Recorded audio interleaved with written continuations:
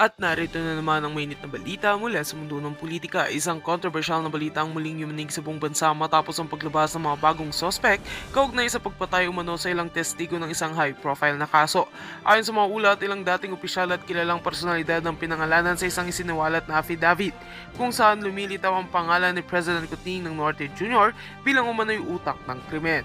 Sa isang pahayag mula sa kampo ng testigong si alias Mario, sinabi nitong may direktang kautusan umano mula sa itaas para patahimikin ang ilang testigo upang hindi makapagsalita sa isinagawang imbestigasyon sa korupsyon at iba pang anomalya. Hindi rin daw biro ang pananakot at panunubaybay sa kanilang pamilya. Ayon sa ilang source, sinasabing isinailalim na sa Witness Protection Program ang ilan sa kanila, ngunit hindi ito naging sapat upang maiwasan ang trahedya. Mariin namang itinanggi ng Malacanang ang mga paratang sa isang opisyal na pahayag. Tinawag ng Presidential Communication Office ang mga akusasyon bilang malisosyo, walang basihan at bahagi ng isang orchestrated na black propaganda. Gid pa nila ginagamit lamang umano ang pangalan ng Pangulo para guluhin ang gobyerno at siraan ang administrasyon sa gitna ng kanyang mga proyekto at reforma.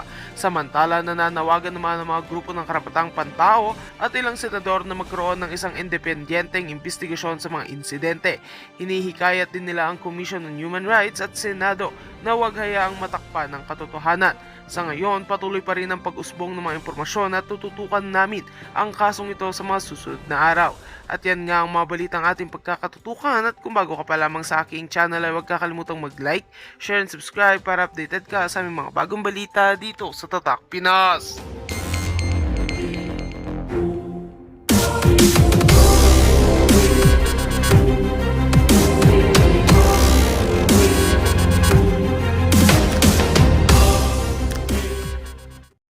Kakagising-gising ko lang kanina, galing ako sa di ba? Sa airport yung alindog ko. Oh my God, bagsak ang alindog ko. But huwag po kayo magpaniwala porket kinamayan ni Inday, talagang si Inday ay tuwang-tuwa sa kanila. Hindi na, alam nyo naman yan eh. Pag politiko, lahat kinakamayan. O, kahit nga ako doon, may nakayakap pala akong NPA doon. Ano ang sabi sa akin nung nagtimbre sa akin? Miss Marlica, alam mo yung dumidikit sa'yo? Actually, meron doon. Okay? Eto, natatandaan ko. Nung nagpaplano pa lang kami ng event, meron doon babae na nakasalamin, na payat. Kasi nakasalamin din ako eh. So, hindi na nakita yung mata ko at yung dark yung salamin ko. Tinitignan ko siya. Kasi nagiging aware na ako dahil may nagsusubong sa akin. Mag-ingat ka dito sa 30th Street, may mga nakapasok. So, dark glasses, sunglasses ang suot ko noon. Tinitignan ko siya. Nakakaramdam ako, gut feeling na may something. Tsaka yung kanyang tipo ng babaeng ito, parang very NPA. So, nakatingin na siya sa akin yung mga galawan niya. Pero ako, dahil nga aware na ako na may mga napasok pala ako, nakikiramdam din ako. Sinasabihin ko yung mga team ko, sabi ko mag-ingat tayo kasi hindi natin alam kung sino kalaban natin dito. So anyway, yung taong ito lumapit, nung nagmi-meeting kami, lumapit sa akin, siya yung nagsisway na parang, Miss Marlica, pwede ba gawin na huwag tayo mag-June 14 event, June 15 na lang.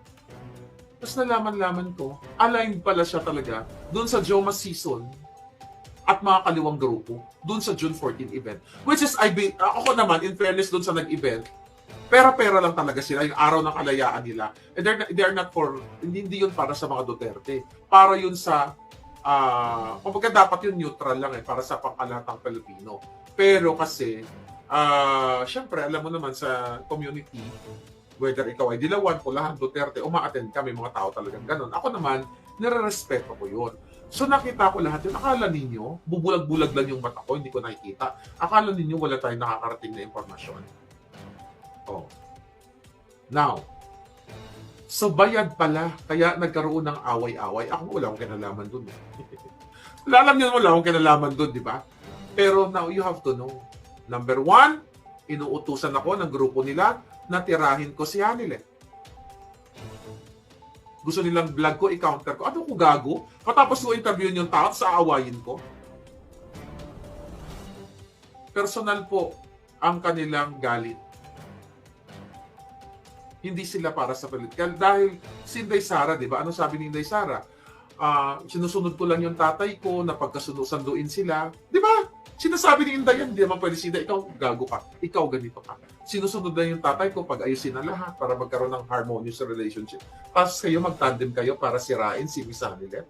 Hindi ko siya friend. No, nagkaroon ako ng chance, di ba, na nag-usap kami. Pero hindi ko kayo hayaan na sirain ninyo ang tao na wala namang ginawa sa inyo. Bakit? Bakit po sila nagkumpul-kumpul? Kasi itong si Alpotera, siya ang access nitong mga gagong to. Siya ang access para makalapit nung panahon na yon, nung nasa Pangulo pa si Pangulong Duterte. So dahil itong si Alpotera ay nilalapitan ng iba't ibang mga politiko para makapag-connect kay Pangulong Duterte, kaya din ito ay nabibigyan ng pabor, nagkakapera. Naramdam ko kasi yung sakit ni Miss Hanelet bilang isang tao. Alam naman natin yung real deal, di ba, ng Pangulong Duterte. Then medyo complicated nga yung kanyang... At saka, it's very open. Ang life ni PRRD, very open. Actually, yung sinasabi, meron akong informasyon na sinabi ko to sa inyo na very private. Pero i-hold ko muna yon. Okay? Gusto niya ng picture? Ipapakita ko to. Pakita ko kayo ng picture. Dahil lang. Para lang pala maniwala kayo. Okay? Thank you, girl, dahil binigay mo to sa akin. Sige. Nahamon niyo ako. I will do it. Wait. Si girl, sinasabi niya sa akin, No, I have to show you. Para malaman niyo kung anong credibility ni Marlica. You have to okay? Okay. Ay, hindi pala, wag mo na. Ito na lang, wag mo papakita yung mukha. Okay? Ito pabor to sa akin. Hindi ko na ito papakita yung mukha. Habang nakahiga si PRRD, sinabi mo sa akin, Mom, pinapanood ka ni PRRD, hindi natin papakita yung mukha, private kasi to. Yung mukha ko na lang. Ito yan, no? Okay. Kasi, invasion of privacy to. Girl, dapat alam mo ang tawag na invasion of privacy. Ito. Nakita nyo yan? Ayan, pinapanood ako. Ayan, bed yan. Isa lamang yan. Isa lamang yan sa ipinakita sa akin at sinend sa akin. Ngayon, nasabihin nyo, gagawa ko ng kwento dito. Girl, nagkamali ka eh. Kung para ka sana sa totoong laban natin, para ka sa totoo sa Pilipino, unang-una, dapat sa taong bayan na pumupunta doon, mabait ka. Hindi ka nag-a-acting na akala mo may mandato ka. Sabi ko sa inyo, huwag niyong subukan. Masisira ang buhay niyo. Di ba sabi ni Pangulong Duterte? Huwag niyong subukan. Masisira ang buhay ninyo. Okay? Pinapanood daw ako ni PRRD. Thank you. Hindi ko papayagan na pagkakitaan mo. Nakakulong na nga pagkakitaan mo. Di ba? Aray ko. Okay? Sino nagbigay sa akin ng picture na yan? Si girl. Ma'am, pwede ba siya i-demanda ni Hanelet? I don't know. Hindi ko alam kung ano yung mga eksena pa niya. Well, tingnan natin. Ano daw sabi? Pinagtutulungan, hayaan mo sila pagtulungan. Isang bulwak lang ng ngangabels ko dyan eh. Okay. Okay, sige. Nagtutulungan nila ako. Okay. Ganito ha. Itodo natin ng konti. Bigyan natin ng code. Nung time na binolja ko yung nung hindi ko pa alam kung sino talaga punot dulo ng mga ito, nung nagpa-XX sa amin ni Spoke Sari and everything. Kasi ano pa ako, overwhelmed pa ako, sobrang busy, ang daming nakakausap. Sino pa talagang punot dulo ng mga kadyotahan nito? Para malaman ninyo, yung mga kakampi niya, tumawag yan sa Hague, nagmamakaawa, nakausapin ko itong si Alpotera. Si Alpotera, ayaw niya makipag-usap ng one-on-one. Okay? Okay. Ano yun eh? Ang tumawag, actually tatlo. Yung isa mataas ang posisyon, yung dalawa vlogger. Okay? Attorney. Okay? At yung isa, bigyan na sila ng code name. Si T at si K. T and K. Huwag naman kayo huwag na kayo magdunong-dunungan. Tumawag kayo eh. Nakipag-usap kayo. Di ba? Nakipag-usap kayo nung una. Ikaw, Alpotera, na i-delete ko yung issue patungkol sa double agent. Di ba nakiusap kayo? Sinunod ko ba kayo? Yung pangahinan niyo. Si T&K, alam nyo na yan. Huwag na kayo mag-ano. Huwag na tayong mag-ano dito. Tumawag kayo sa Hague. Ano sabi nyo? Oh, ikaw kailan makausap ni Marley kasi Alpotera. Ano sabi ko sa inyo? Nakarinig yung bunganga ako, di ba? Hindi akong kausap ninyo. Ano sabi ko sa inyo?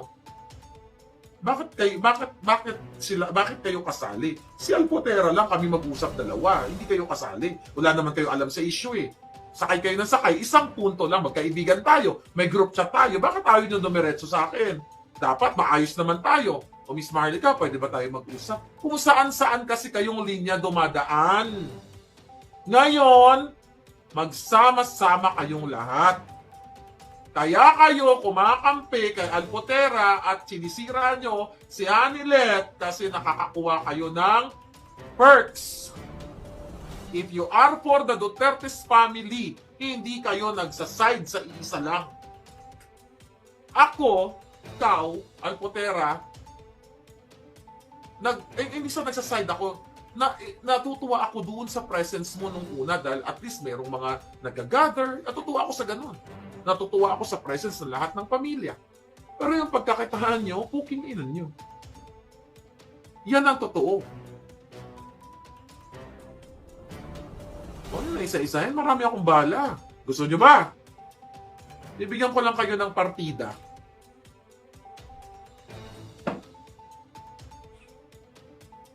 Okay? Yung tungkol dun sa yung book, wala po ako sa posisyon na magsalita doon. Maybe Miss Hanel will talk about it. Okay, not me. Kasi wala akong idea, wala akong ano dyan. Okay, so ang natutunan nyo ngayong araw na ito, marami pa, no? Takay na juicy talaga. Juicy talaga. Parehong babae to, yung sinasabi ko. Parehong babae. Ay, tumawag kayo. Sabi ko, mag-usap tayo. Ayusin natin to. Pinakinggan nyo ba? O pag uwi ng Gaga, nagsama-sama pa kayo. May pa-team, ano pa kayo? Team Alpotera. O. Sige nga. Talagang, imbis na magtanong kayo dahil magkakilala tayo, Miss Marley, ano ba nangyari dito? Ano ba ang totoong kwento? Ang ginawa ninyo, kumampi kayo kay Alpotera, kakalabanin nyo pamilya ni Pangulong Duterte, para saan kayo? Para sa pamilya ni Pangulong Duterte o para kay Alpotera? Tigilan niyo ako. Walang mawawala sa akin. Unang-una, hindi ako tatakbo sa Senado o kung kanino man. 7 ang warrant of arrest ko sa Pilipinas dahil sa laban sa mga bangag. Hindi ko papayagan ang mga katulad ninyo na pinagkikitaan ang Pangulong Duterte. Kung gagawa man ako ng libro ko. Pangalan ko, hindi Duterte. Yun ako.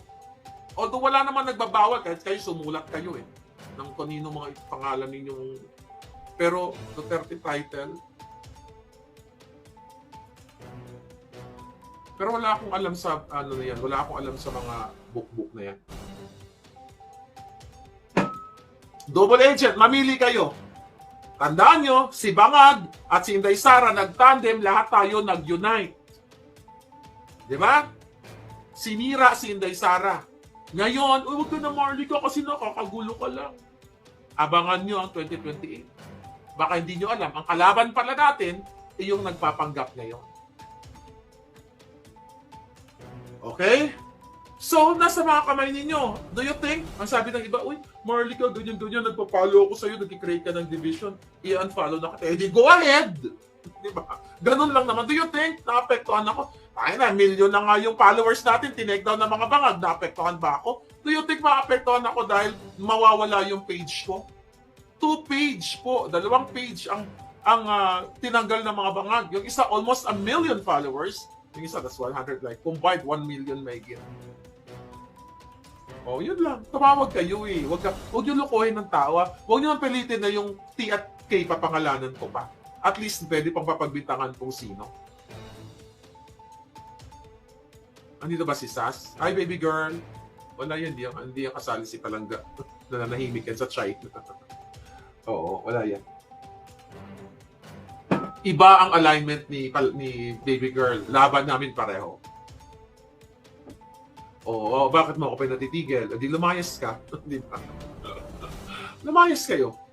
Marami pa akong bala. Imagine mo, 18 days ako. Every day, mayroon ako information. Ano ba kayo? Pero ito po, gusto ko lang sabihin, sa lahat ng mga DDS at maisog na tunay na nagmamahal, naintindihan ko ang pagod, hirap ninyo, pagbabas, pagre-rent. Alam nyo, nung event namin, okay, yung event namin nung June 14, medyo may edad na yung ibang mga palangga natin. Elderly, nakita nyo sa event namin, kahit sila pagod na pagod. Ilang oras ba? From UK to 10 hours siguro, no? Nag-travel sila from UK to The Hague. May dala-dala sila ng mga baon, may baon sila, may rice cooker pa ako nakita doon, may mga, na-appreciate ko po yun. June, your group, I love you guys. Ayok makapag-create tayo ng malaking grupo, ng malaking event para sa totoong laban natin sa Pilipino at para pakita ng suporta kay Pangulong Duterte. Alam ko kaya nyo to. I'm sorry kung kayo ay biktima ng mga double agents. I'm sorry kung nagbiktima kayo ng mga iro. Pero nandito ako at na-appreciate I believe, ng family yung inyong mga effort. Huwag kayong June, Digamon Show at sila Christian, Ikalina sa Frankfurt, Germany, sa Switzerland, si Ma'am Beth Fok, lahat kayo dyan. Huwag po kayo panghinaan dahil napagbuklod-buklod na natin, nakita ko ang inyong pagmamahal sa bayan, pare-pareho tayo ng kwento. I'm here to support you. As long as kaya ko, kaya namin ni Spokesari, si Spokesari maganda na dahil na-approve na yung mga eksena niya, di ba? Kanina kausap ko siya, nasa City Hall siya. Basta ayoko na ikwento, bahala na si Yari magkwento sa buhay niya. So yun. Hindi po masasayang ang hirap ninyo at pagmamahal sa bayan. Hindi po tayo papayag na ang mga iro lamang ang magsisira ng spirit ninyo. Ilang daan kayo na nasaktan. Pero I believe naman, nung dinalaw namin kayo, di ba, napawi naman yung konting sakit na nararamdaman niyo. Hindi natin papatulan yung mga iro na yan. Ang papatulan natin yung punot, yung target natin, ito. Sabi nga nila, you target the jugular vein ng mga bangag. Kasi kung kaya nilang pagkakitaan ng Pangulong Duterte, ngayon nakakulong pa yung Pangulong Duterte, magpo-produce ka na. What is your comment patungkol dyan? Sila ito magpo-produce ka na. Ang goal natin, kung paano natin mapapalabas ang Pangulong Duterte, paano natin, kasi ang sabi ni Congressman Pulong recently, na dumoble yung pumayat ng usang Pangulong Duterte. Really? Then you are, ang line ninyo kung paano pagkakitaan. Hi, Cotton Fin. June and Grace. Ay, si Grace pala. June and Grace, ma'am. Naku, thank you. Pasensya ka. Nakalimutan ko yung pangalan mo.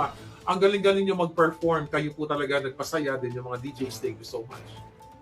Alright? Yun lang naman sa akin. Marami pa po akong kwento. Yeah. 7 waran to baris, sabi ni Palangga. Pagdududahan nyo pa rin na bagag ako, sabi ni Manika. I know that, right? May assassins pa. Okay? Yeah. Andito pa si Maui. Hi, Maui, thank you. Hindi yan double agent si Maui. Kasama natin yan sa laban. Maui Spencer. Si Channel 167. Si Edwin Hamora, thank you so much. Ron Pisti, thank you so much sa mga nagtatanggol sa akin. Salamat dahil hindi ko naman kayo nautusan pero tatanggol niyo yung alindog ko. Okay? Ano daw yon? Ano sabi niya? Going Abji, Vindicate. Hindi, si Maricar, hindi ko kasi napanood yung mga eksena. Yeah, I don't know. Ayun lang. Gusto ko na ulitin sa inyo. Yung mga pinapasulat-sulat nila, bullshit yan. Bakit hindi nyo sabihin sa tao, bakit hindi nyo sabihin sa followers nyo? Napilit nyo akong inaareglo para hindi ko puruhan yung inyong access kay PRRD. It's not gonna be the same again, yung na-enjoy yung perks. Hindi na yan. Tapos na. Tapos na yung mga kajotahan in the past ninyo. Alam nyo, di ba? Di ba si Inday Sara? Si Inday Sara, nung nagpasalamat siya kay Marcos. Remember, ando doon ako noon sa interview ni Inday Saig. Na kung meron man siya ipapasalamat kay Marcos, yung nagbuklod-buklod yung pamilya niya. Tama ba ako? Nagbuklod-buklod ang mga pamilya niya. Dahil di ba, yung alam naman natin, yung na medyo complex yung family ni Pangulong Duterte dahil nga, di ba? That's very open. Tapos guguluhin ninyo. Nakita nyo, nagkakasama na si Inday, si Kitty, si Miss Hanelet, si Pulong. Although, syempre, may mga eksena na hindi natin alam. Nagbuklod na nga eh. Sinasabi na nga ni Inday na ang maganda lang na naidulot na nagpasalamat siya kay Bangag ay yung pagbuklod ng pamilya niya. Tapos sisirain nyo yung nagbuklod. Para saan kayo? Isirain nyo si Hanelet. Kawawa naman yung tao. Diba? Huwag ganon. Huwag kayong gamol. Utusan niyo pa ako na mag-vlog ako. Kontrahin ko yung sinabi ko. Ako, tanga katulad nyo? Na napagpaliwanag ako na ganon? Hindi ako katulad nyo. Pera-pera? Hindi ako katulad nyo, ha? Nagagawa ng mga katjotang, mga kwento-kwento ni Pangulong Duterte. Kung gagawa man ako ng isang bagay, storya ko. Diba? Storya ko, makulay kaya ang storya ko. Hindi storya ng ibang tao. Ano daw? Ano pa?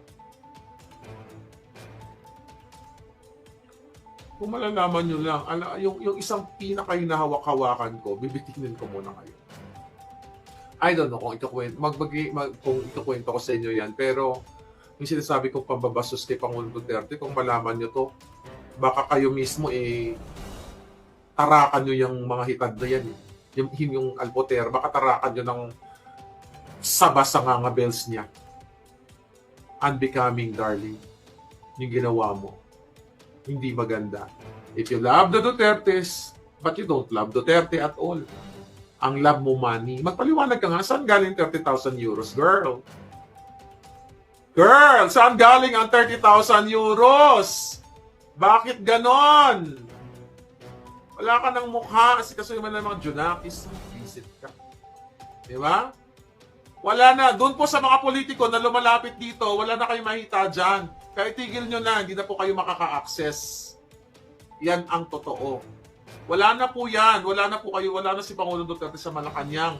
Ang kailangan ngayon ng Pangulong Duterte, ang suporta ninyong lahat, ang pagpapakita ng toong pagmamahal, ang ipagdasal natin na siya ay maging healthy at hindi yung pagkakitaan ang buhay niya. Yan. Ang kailangan ni PRRD, dasal. Ang kailangan ni PRRD ay pagbuklod-buklod ng mga nagmamahal sa kanya. Na kapag nagkaroon tayo ng mga event, mandan si Inday Sara sa higman yan, handa kaming sumuporta lahat. Ano sinasabi ni Yumi Santiago Palanga? You're there? Palanga, hindi ko nababasa yung comment mo. I know yan, palaban din yan. Yumi, you're there? Text mo ko. Hindi ba ako, laba ako ni Yumi? Diba? Hindi po ganon. Kami, ng grupo ng taga-LA, umuwi kami ng Amerika na broke. Kaskas dito, kaskas doon. Walang 30,000 euros na nagbigay sa amin. Dahil ang aming laban para sa katotohanan, Beethoven Crasco, yan, Canada dyan. Yan ang katotohanan. Marami pa eh. Marami pa akong pwedeng kwento sa inyo. Pero hinot-hinutan lang natin, ha? Now, you know, ang ipapanwala sa mga iro, yung mga iro, sila lamang ay mga biktima. Binempower kasi ni Alpotera to mga iro. Pero, maging matalino kayo. Kailangan nyo kasi sinusuportan nyo totoong lumalaban sa mga bangag. Hi, Raimi. Si Yumi nandyan. Yumi, Yan yung dapat yung inaalyado, yung kasing ganda ko eh. Yung kasing ganda ko, sabi ko nga, alam mo, yung nag-vlog ako nung bago kami punta ng Germany, I was so sad talaga. Kasi nga, sabi ko nga, I missed 2 important events dito sa Amerika. At tanong ko ang sarili ko, parang, ano ginagawa ko dito? Ano ginagawa ko dito? Bakit ganyan? 18 days? My God! Diba? 18 days palangga. Hello! Oh. Kaya nga ang tanong ko, girl, yung 30,000 euros na ayon sa aking informante na natanggap mo, kanino galing? Kung natanggap mo yung 30 euros yan, kung natanggap mo man, kasi di ko naman nakita, definitely kung nagbigay, hindi naman papakita sa akin yun. Yun lang yung nakarating sa akin na may gumapang na pera bago dumating si Aimee. Kaya nga nagka-leche-leche, di ba? So, kung yan ay binigay sa'yo, ano ba yan? Binigay sa'yo, cash or what? Kasi may mga nakitang may pinondohan ka ng mga iro doon. Saan galing yung pera? Kung nakatanggap ka, saan galing yung pera? At magpo-produce ka ng, ang tanong ko lang sa'yo, kasi hindi naman ikaw may-ari ng company na sinasabi mo. Hindi ikaw may-ari. Sukang-suka nga sa'yo yung tao. Di ba? Magpo-produce ka ng pelikula ay ng buhay ni Pangulong Duterte. Sino ang nagpopondo sa iyo? Yun lang naman ang katanungan ko. Kasi wala naman ako dun sa usapan. Sino kayo yung team mo? Sino ang magpopondo sa pelikula o sa buhay, talambuhay o documentary? Kasi hindi natin alam kung documentary ba talaga o pelikula kasi gagamitin niya yun eh. A-apply sana siya ng what do you call it? Work permit. Yun ang gagamitin niya para mag-work permit siya at makastay siya sa Hague para siya magbidabidahan doon. O ngayon alam na ng taong bayan. Sabi ko sa inyo, walang mawawala kay Maharlika. Hindi ako politiko, kilala ako ng tao na kaya kong murahin, boljakin, harapin ang mga bangag katulad ni Lisa Marcos, katulad ni Bangag Jr. at ang mga kampon niya. Hinaharap ko. 4 na kaso sa Amerika. Ang sabihin nyo, bangag pa rin ako. 7 warrant of arrest. Assassins. Kayo walang ganyan. Hindi naman kaya eh. Pag nasa Senado nga kayo, wala naman eh. Puro Kongreso, puro eklabus na.